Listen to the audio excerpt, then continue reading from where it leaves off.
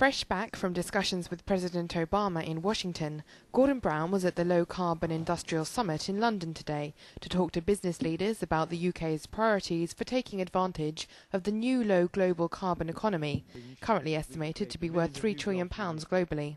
I believe that this is a challenge tailor-made for Britain. Britain led the industrial revolution by putting to work our basic resource of coal. We led world offshore technologies by putting to work the greatest reserves of the North Sea oil and gas. And we can now lead the creation of a low-carbon economy by the use of nuclear and vast expansion of renewables from a position where we already are the world's largest offshore wind power. And let us remember that millions of the new jobs of the future can be low-carbon jobs, green jobs that can inspire a new generation of school leavers about their future careers. The Prime Minister then went on to report back on his visit to Washington, where he said the US appeared to be fully committed to moving towards a low-carbon economy. President Obama and I discussed the urgent need to secure a new post-2012 agreement on climate change, about the critical importance of the timetable to Copenhagen. And as Ed Miliband can confirm from his own talks in Washington this week, it is clear that there is a tremendous focus of energy on this within the new US administration. It's not for me to speak on their behalf, and this is an administration of 50 days only in age. But certainly their sense of commitment and momentum on low-carbon energy, on energy independence and climate change is palpable for all to see. Business Secretary Lord Peter Mandelson spoke about the importance of seizing the new opportunities offered by a low-carbon economy and what the government is doing to help British businesses compete in the global arena.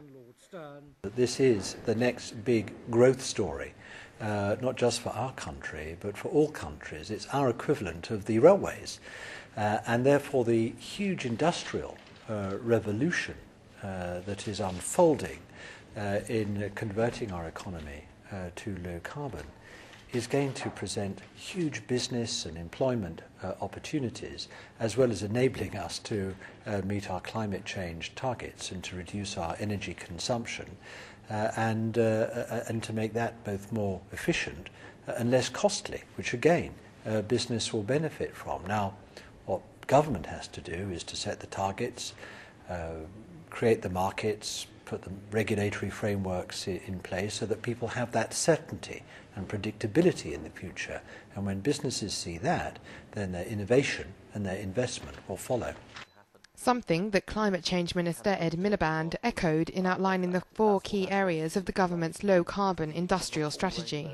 Energy efficiency for homes and businesses, which can be a big job creator, ensuring we have the right energy infrastructure for the future, like smarter grids, so it can power our homes on the basis of the new technologies that we have, low carbon fuels like nuclear, renewables and clean fossil fuels, and ensuring we have the right support for business to make those things happen. So they're the areas that we're focusing on. We're having a dialogue with business about how to make those things a reality and an advantage for Britain.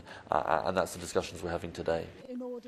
Delegates were then invited to question ministers and offer their opinion on what they think needs to happen to take Britain forward to a low-carbon industrial economy.